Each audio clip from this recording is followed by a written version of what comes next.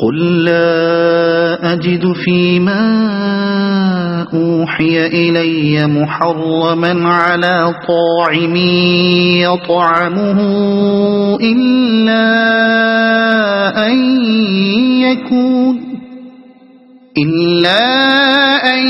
يكون ميتة أو دما مسفوحا أو لحم خنزير فإنه رجس أو فسقا أهل لغير الله به فمن اضطر غير باغ ولا عاد فإن ربك غفور رحيم۔ اے محمد، ان سے کہو کہ جو وحی میرے پاس آئی ہے اس میں تو میں کوئی چیز ایسی نہیں پاتا جو کسی کھانے والے پر حرام ہو، الا یہ کہ وہ مردار ہو یا بہایا ہوا خون ہو یا سور کا گوشت ہو کہ وہ ناپاک ہے، یا فسق ہو کہ اللہ کے سوا کسی اور کے نام پر ذبح کیا گیا ہو۔ پھر جو شخص مجبوری کی حالت میں کوئی چیز ان میں سے کھا لے بغیر اس کے کہ وہ نافرمانی کا ارادہ رکھتا ہو اور بغیر اس کے کہ وہ حد ضرورت سے تجاوز کرے، تو یقیناً تمہارا رب درگزر سے کام لینے والا اور رحم فرمانے والا ہے۔ اللہ کے سوا کسی اور کے نام پر ذبح کیا گیا ہو۔ یہ مضمون سورہ بقرہ آیت 173 اور سورہ مائدہ آیت 3 میں گزر چکا ہے، اور آگے سورہ نحل آیت 115 میں آنے والا ہے۔ سورہ بقرہ کی آیت اور اس آیت میں بظاہر اتنا اختلاف پایا جاتا ہے کہ وہاں محض خون کہا گیا ہے، اور یہاں خون کے ساتھ مسفوح کی قید لگائی گئی، یعنی ایسا خون جو کسی جانور کو زخمی کر کے یا ذبح کر کے نکالا گیا ہو۔ مگر دراصل یہ اختلاف نہیں بلکہ اس حکم کی تشریح ہے۔ اسی طرح سورہ مائدہ کی آیت میں ان 4 چیزوں کے علاوہ چند اور چیزوں کی حرمت کا بھی ذکر ملتا ہے، یعنی وہ جانور جو گلا گھٹ کر یا چوٹ کھا کر یا بلندی سے گر کر یا ٹکر کھا کر مرا ہو، یا جسے کسی درندے نے پھاڑا ہو۔ لیکن فی الحقیقت یہ بھی اختلاف نہیں ہے بلکہ ایک تشریح ہے، جس سے معلوم ہوتا ہے کہ جو جانور اس طور پر ہلاک ہوئے ہوں وہ بھی مردار کی تعریف میں آتے ہیں۔ فقہائے اسلام میں سے ایک گروہ اس بات کا قائل ہے کہ حیوانی غذاؤں میں سے یہی 4 چیزیں حرام ہیں اور ان کے سوا ہر چیز کا کھانا جائز ہے۔ یہی مسلک حضرت عبداللہ ابن عباس رضی اللہ عنہما اور حضرت عائشہ رضی اللہ عنہا کا تھا، لیکن متعدد احادیث سے معلوم ہوتا ہے کہ نبی صلی اللہ علیہ وسلم نے بعض چیزوں کے کھانے سے یا تو منع فرمایا ہے یا ان پر کراہت کا اظہار فرمایا ہے، مثلا پالتو گدھے، کچلیوں والے درندے اور پنجوں والے پرندے۔ اس وجہ سے اکثر فقہا تحریم کو ان 4 چیزوں تک محدود نہیں مانتے بلکہ دوسری چیزوں تک اسے وسیع قرار دیتے ہیں۔ مگر اس کے بعد پھر مختلف چیزوں کی حلت و حرمت میں فقہا کے درمیان اختلاف ہوا ہے۔ مثلا پالتو گدھے کو امام ابو حنیفہ، امام مالک اور امام شافعی رحمۃ اللہ علیہ حرام قرار دیتے ہیں، لیکن بعض دوسرے فقہا کہتے ہیں کہ وہ حرام نہیں ہے بلکہ کسی وجہ سے نبی صلی اللہ علیہ وسلم نے ایک موقع پر اس کی ممانعت فرما دی تھی۔ درندہ جانوروں اور شکاری پرندوں اور مردار خور حیوانات کو حنفیہ مطلقاً حرام قرار دیتے ہیں، مگر امام مالک اور اوزاعی کے نزدیک شکاری پرندے حلال ہیں، لیث کے نزدیک بلی حلال ہے، امام شافعی رحمۃ اللہ علیہ کے نزدیک صرف وہ درندے حرام ہیں جو انسان پر حملہ کرتے ہیں جیسے شیر، بھیڑیا یا چیتا وغیرہ۔ اکرمہ کے نزدیک کوا اور بجو دونوں حلال ہیں۔ اسی طرح حنفیہ تمام حشرات الارض کو حرام قرار دیتے ہیں، مگر ابن ابی لیلہ، امام مالک اور اوزاعی کے نزدیک سانپ حلال ہے۔ ان تمام مختلف اقوال اور ان کے دلائل پر غور کرنے سے یہ بات صاف معلوم ہوتی ہے کہ دراصل شریعت الہی میں قطعی حرمت ان 4 ہی چیزوں کی ہے جن کا ذکر قرآن میں کیا گیا ہے۔ ان کے سوا دوسری حیوانی غذاؤں میں مختلف درجوں کی کراہت ہے، جن چیزوں کی کراہت صحیح روایات کے مطابق نبی صلی اللہ علیہ وسلم سے ثابت ہے وہ حرمت کے درجے سے قریب تر ہیں، اور جن چیزوں میں فقہا کے درمیان اختلاف ہوا ہے ان کی کراہت مشکوک ہے۔ رہی طبعی کراہت جس کی بنا پر بعض اشخاص بعض چیزوں کو کھانا پسند نہیں کرتے، یا طبقاتی کراہت جس کی بنا پر انسانوں کے بعض طبقے بعض چیزوں کو ناپسند کرتے ہیں، یا قومی کراہت جس کی بنا پر بعض قومیں بعض چیزوں سے نفرت کرتی ہیں، تو شریعت الہی کسی کو مجبور نہیں کرتی کہ وہ خواہ ہر اس چیز کو ضرور ہی کھا جائے جو حرام نہیں کی گئی، اور اسی طرح شریعت کسی کو یہ حق بھی نہیں دیتی کہ وہ اپنی کراہت کو قانون قرار دے اور ان لوگوں پر الزام عائد کرے جو ایسی غذائیں استعمال کرتے ہیں جنہیں وہ ناپسند کرتا ہے۔ وعلى الذين هادوا حرمنا كل ذي ظفر ومن البقر والغنم حرمنا عليهم شحومهما إلا ما حملت ظهورهما أو الحوايا أو ما اختلط بعظم ذلك جزيناهم ببغيهم وإنا لصادقون۔ اور جن لوگوں نے یہودیت اختیار کی ان پر ہم نے سب ناخن والے جانور حرام کر دیے تھے، اور گائے اور بکری کی چربی بھی بجز اس کے جو ان کی پیٹھ یا ان کی آنتوں سے لگی ہوئی ہو یا ہڈی سے لگی رہ جائے، یہ ہم نے ان کی سرکشی کی سزا انہیں دی تھی، اور یہ جو کچھ ہم کہہ رہے ہیں بالکل سچ کہہ رہے ہیں، یہ ہم نے ان کی سرکشی کی سزا انہیں دی تھی۔ یہ مضمون قرآن مجید میں 3 مقامات پر بیان ہوا ہے۔ سورہ آل عمران میں فرمایا کھانے کی یہ ساری چیزیں جو شریعت محمدی میں حلال ہیں بنی اسرائیل کے لیے بھی حلال تھیں، البتہ بعض چیزیں ایسی تھیں جنہیں تورات کے نازل کیے جانے سے پہلے اسرائیل نے خود اپنے اوپر حرام کر لیا تھا۔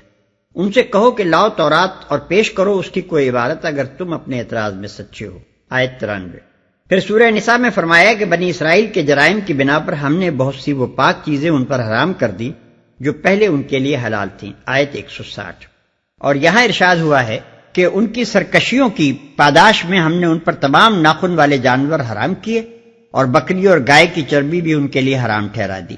ان تینوں آیتوں کو جمع کرنے سے معلوم ہوتا ہے کہ شریعت محمدی صلی اللہ علیہ وسلم اور یہودی فقہ کے درمیان حیوانی غذاؤں کی حلت و حرمت کے معاملے میں جو فرق پایا جاتا ہے وہ 2 وجوہ پر مبنی ہے۔ ایک یہ کہ نزول تورات سے صدیوں پہلے حضرت یعقوب یعنی اسرائیل علیہ السلام نے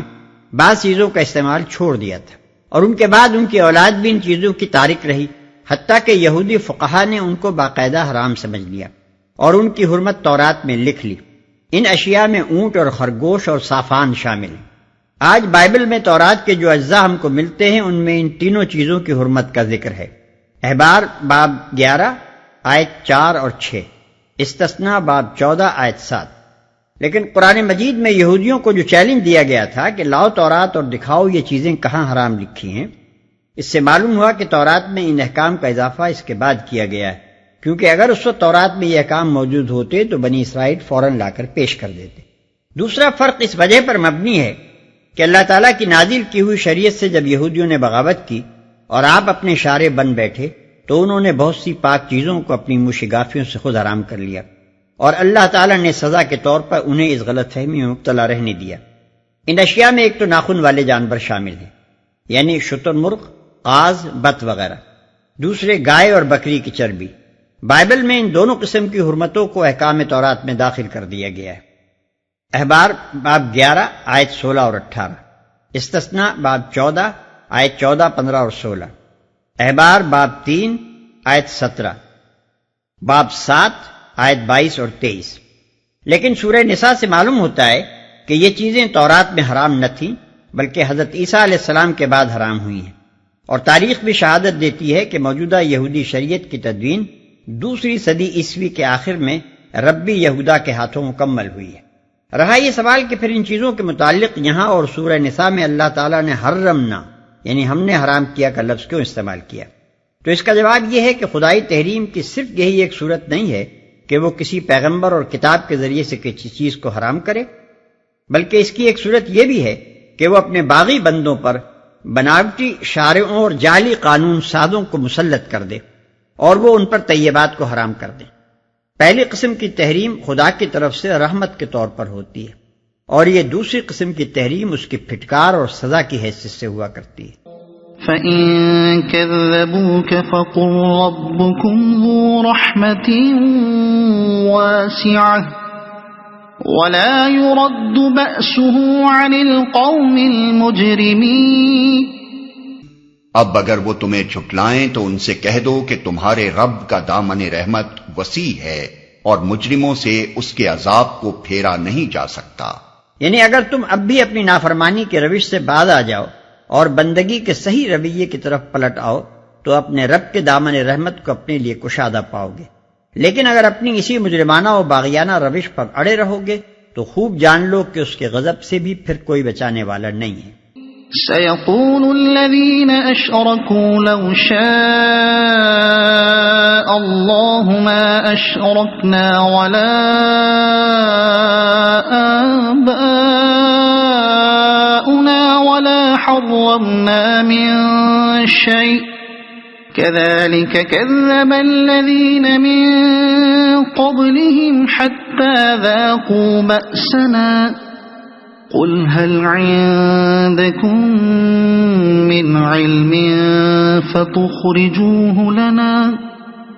إن تتبعون إلا الظن وإن أنتم إلا تخرصون. یہ مشرک لوگ تمہاری ان باتوں کے جواب میں ضرور کہیں گے کہ اگر اللہ چاہتا تو نہ ہم شرک کرتے اور نہ ہمارے باپ دادا اور نہ ہم کسی چیز کو حرام ٹھہراتے.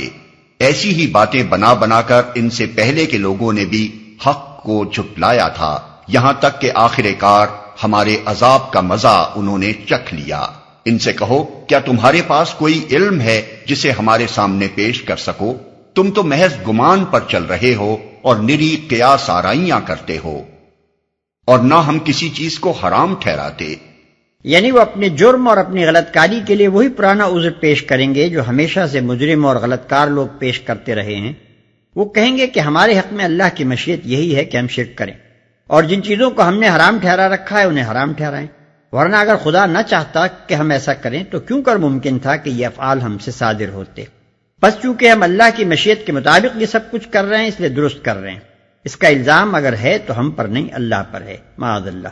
اور جو کچھ ہم کر رہے ہیں ایسا ہی کرنے پر مجبور ہیں کہ اس کے سوا کچھ اور کرنا ہماری قدرت سے باہر ہے. قل فللہ الحجۃ البالغۃ فلو شاء لہداکم اجمعین. پھر کہو تمہاری اس حجت کے مقابلے میں حقیقت رس حجت تو اللہ کے پاس ہے، بے شک اگر اللہ چاہتا تو تم سب کو ہدایت دے دیتا. یہ ان کے عذر کا مکمل جواب ہے. اس جواب کو سمجھنے کے لیے اس کا تجزیہ کر کے دیکھنا چاہیے. پہلی بات یہ فرمائی کہ اپنی غلط کاری و گمراہی کے لیے مشیت الہی کو معذرت کے طور پر پیش کرنا اور اسے بہانہ بنا کر صحیح رہنمائی کو قبول کرنے سے انکار کرنا مجرموں کا قدیم شیوہ رہا ہے، اور اس کا انجام یہ ہوا ہے کہ آخر کار وہ تباہ ہوئے اور حق کے خلاف چلنے کا برا نتیجہ انہوں نے دیکھ لیا. پھر فرمایا کہ یہ عذر جو تم پیش کر رہے ہو یہ دراصل علم حقیقت پر مبنی نہیں ہے بلکہ محض گمان اور تخمینہ ہے. تم نے محض مشیت کا لفظ کہیں سے سن لیا اور اس پر قیاسات کی ایک عمارت کھڑی کر لی. تم نے یہ سمجھا ہی نہیں کہ انسان کے حق میں فی الواقع اللہ کی مشیت کیا ہے. تم مشیت کے معنی یہ سمجھ رہے ہو کہ چور اگر مشیت الہی کے تحت چوری کر رہا ہے تو وہ مجرم نہیں ہے کیونکہ اس نے یہ فعل خدا کی مشیت کے تحت کیا ہے. حالانکہ دراصل انسان کے حق میں خدا کی مشیت یہ ہے کہ وہ شکر اور کفر، ہدایت اور ضلالت، طاعت اور معصیت میں سے جو راہ بھی اپنے لیے منتخب کرے گا خدا وہی راہ اس کے لیے کھول دے گا. اور پھر غلط یا صحیح جو کام بھی انسان کرنا چاہے گا خدا اپنی عالمگیر مصلحتوں کا لحاظ کرتے ہوئے جس حد تک مناسب سمجھے گا اسے اس کام کا اذن اور اس کی توفیق بخش دے گا. لہذا اگر تم نے اور تمہارے باپ دادا نے مشیت الہی کے تحت شرک اور تحریم طیبات کی توفیق پائی تو اس کے یہ معنی ہرگز نہیں ہے کہ تم لوگ اپنے ان اعمال کے ذمہ دار اور جواب دہ نہیں ہو. اپنے غلط انتخاب راہ اور اپنے غلط ارادے اور سعی کے ذمہ دار تو تم خود ہی ہو.